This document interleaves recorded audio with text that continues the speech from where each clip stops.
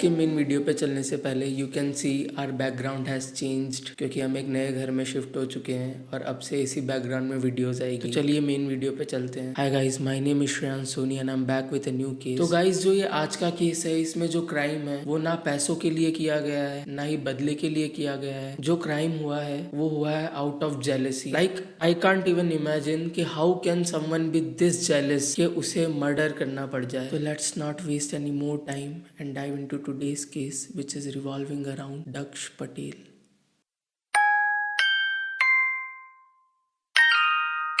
तो ये बात है गुजरात के वडोदरा की। तो वडोदरा एक ऐसी सिटी है जिसके लिए मेरे माइंड में जो इमेज थी वो एक बहुत ही अच्छी image. After reading this case मेरे पर्सपेक्टिव थोड़े चेंज हो गए। Like Vadodara is getting unsafe now, serious crimes are getting committed there. तो जो आज का केस है वो मेनली दो इंसानों पे रिवॉल्व करता है, जिसमें से पहला था दक्ष हंसराज पटेल और दूसरा पार्थ कोठारी। तो दक्ष और पार्थ बीकॉम स्टूडेंट्स थे जो कि वडोदरा की MS यूनिवर्सिटी से पढ़ाई कर रहे थे और वो दोनों कॉलेज से पहले ही एक दूसरे को जानते थे। दे वर स्कूल फ्रेंड्स, वो स्कूल के टाइम से ही साथ थे और वो बहुत सालों से दोस्त थे। वो एक दूसरे के बेस्ट फ्रेंड थे। तो ये दोनों बहुत अच्छे दोस्त थे और साथ में ही रहे थे हमेशा। तो after getting in college in दोनों की एक म्यूचुअल फ्रेंड बनी, जिसका नाम रिवील नहीं हुआ है फॉर प्राइवेसी कंसर्न। तो जैसे कि आप समझ सकते हो, दो लड़कों के बीच में एक लड़की आना और दो दोस्तों के बीच में एक लड़की आना वो दोस्ती तोड़वा सकती है। आई नो, बहुत लोगों की दोस्ती टूट जाती है बीच में लड़की आने से, लेकिन इस केस में कुछ अलग हुआ। और जैसे कि वो उन दोनों की म्यूचुअल फ्रेंड थी तो वो उन दोनों से ही बात करती थी, लेकिन पार्थ ने कभी उसे बताया नहीं था कि वो उससे प्यार करता है। तो obviously she was treating them as friend. तो वो दक्ष से भी बात करती थी और पार्थ से भी बात करती थी। And Parth was getting jealous by कि ये लड़की मुझसे ज्यादा दक्ष से क्यों बात कर रही है। मतलब शी वाज क्लोज टू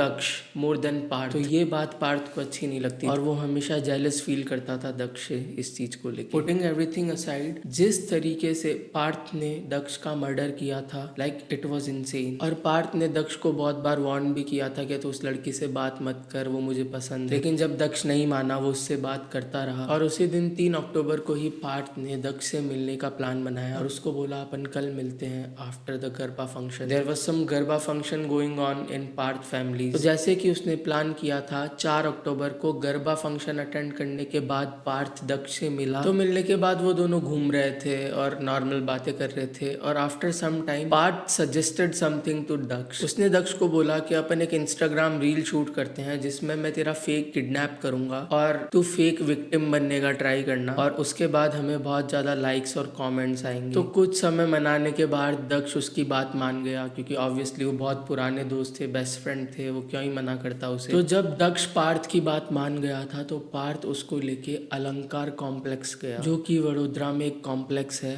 और रात के समय वो बहुत डार्क होता है। तो वो उसको अलंकार कॉम्प्लेक्स के बेसमेंट में लेके गया और जैसे कि बात हुई थी, पार्थ दक्ष को रस्सी से बांधने लगा और जब पार्थ ने दक्ष को रस्सी से बांध दिया था तो उसने वीडियो चालू किया and after restraining Daksh, Parth started attacking. Parth ने दक्ष को चाकू से स्टैब करना चालू कर दिया था। तो पार्थ ने उस चाकू से दक्ष पे कई बार वार कर दिए और दक्ष वहीं मर चुका था। आई होप आप सब कुछ समझ पा रहे होंगे। पार्थ और दक्ष बेस्ट फ्रेंड थे, उनके बीच में एक लड़की आई जिसमें पार्थ उस लड़की को प्यार करने लग गया था और दक्ष से वो लड़की ज्यादा बात करती थी तो पार्थ दक्ष से जेलस फील करने लग गया। और इसी जेलेसी के अंदर पार्थ ने दक्ष को मारने का ये प्लान बनाया। उसे उसने बोला कि अपन एक रील शूट करेंगे जिसमें मैं तुझे किडनैप करूंगा, और किडनैप करने के बाद उसने उस पर चाकू से वार कर दिया और दक्ष को उसी अलंकार कॉम्प्लेक्स के बेसमेंट में मार डाला। तो जैसे कि दक्ष रात को घर नहीं पहुंचा था तो उसके घर वालों को ऑब्वियसली बहुत टेंशन हो गई थी, बहुत चिंता में आ गए थे वो लोग। तो उन्होंने उसी रात सायाजी गुंज पुलिस स्टेशन में दक्ष की मिसिंग रिपोर्ट लिखवाई। तो जैसे ही रिपोर्ट फाइल हुई, police immediately started looking for Daksh. तो पुलिस जैसे कि दक्ष को ढूंढ रही थी तो उन्हें दक्ष की स्कूटी अलंकार कॉम्प्लेक्स के ही आसपास के इलाके में मिली थी। तो उस स्कूटी के आसपास जब पुलिस वालों ने देखा तो वो अलंकार कॉम्प्लेक्स के बेसमेंट में पहुंचे तो वहां उन्हें दक्ष की बॉडी मिली जो कि खून में लथपथ हो रखी थी। और उसके बाद जैसे ही उन्होंने पूछताछ चालू करी तो दक्ष के घर वालों ने बताया कि वो उस रात को पार्थ के साथ बाहर गया था। तो जैसे ही उन्होंने पार्थ को कॉल किया तो पार्थ ने उन्हें साफ मना कर दिया कि मैं आज दक्ष से मिला ही नहीं। लेकिन इस कॉल से पहले पुलिस ने अलंकार कॉम्प्लेक्स के बाहर के सीसीटीवी कैमरास चेक कर लिए थे और उस फुटेज में साफ दिख रहा था कि दक्ष पार्थ के साथ ही था। तो इस झूठ की वजह से पुलिस का पूरा शक सस्पेक्ट पार्थ पे चला गया और उसके बाद पुलिस ने पार्थ को कस्टडी में ले लिया था। Parth tried to mislead police by taking Daksh phone. उसने दक्ष का फोन लिया और वो उस फोन को लेके पूरे शहर में घूम रहा था उस इंसिडेंट के बाद, ताकि पुलिस वाले मिसलीड हो जाए क्या दक्ष कहीं और है। और जिस चाकू से पार्थ ने दक्ष का मर्डर किया था वो चाकू उसने विश्वामित्री रिवर में फेंक दिया था सबूत मिटाने के लिए। और उसके बाद उसने दक्ष के फोन से सिम कार्ड निकाल के उसे भी तोड़ के फेंक दिया। But after police recovered Daksh phone तो उनकी व्हाट्सएप चैट से पता चला कि वो दोनों एक सेम लड़की में इंटरेस्टेड थे और इस वजह से ये पूरा इंसिडेंट प्लेस हुआ। तो भी उसने दक्ष को फंसाया। तो दक्ष के पापा एक नॉर्मल ग्रोसरी स्टोर चलाते थे और उसका बड़ा भाई एक इंजीनियर था। और जैसे ये सारी बात उन्हें पता चली उसकी फैमिली को तो दे वर सो शॉक्ड, क्योंकि उनका बेटा एक बहुत ही इंट्रोवर्टेड और शाई नेचर का था। ना वो इंस्टाग्राम पे कोई रील्स पोस्ट करता था ना ही कोई पोस्ट डालता था। वो तो एक्चुअली शादियों में भी कैमरे से दूर दूर भागता था, उसको फोटोज खिंचाना पसंद ही नहीं था। तो वो बहुत ही शाई नेचर का था और वो अपने भाई से बहुत ही घुल मिल रखा था। वो अपने भाई के साथ सारी बातें शेयर करता था। तो ना उसका किसी लड़की के साथ कोई रोमांटिक रिलेशनशिप था ना ही वो किसी लड़की के साथ कॉलेज में घूमता फिरता रहता था। तो जिस रात दक्ष पार्थ से मिलने जा रहा था उस रात केविन भी दक्ष के साथ ही था। तो रात को लेट होने के कारण केविन ने उसे मना भी किया था कि तू इतनी लेट मत जा, लेकिन फिर भी दक्ष नहीं माना और उसने इंसिस्ट किया कि भैया मैं 1 घंटे में आ जाऊंगा। तो उसने केविन को अपने घर ड्रॉप किया और वो पार्थ से मिलने गया। उसने केविन को ड्रॉप किया भी और वो गया भी,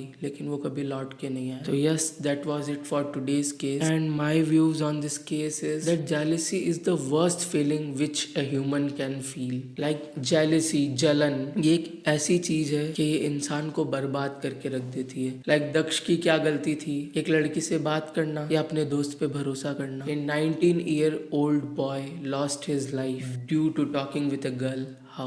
Like all this jealousy and agony, this took his life. तो इसी के साथ प्लीज थोड़ा सपोर्ट दिखाइए और लाइक करिए इस वीडियो को and subscribe to this channel if you like such content and please talk to your closed ones so openly.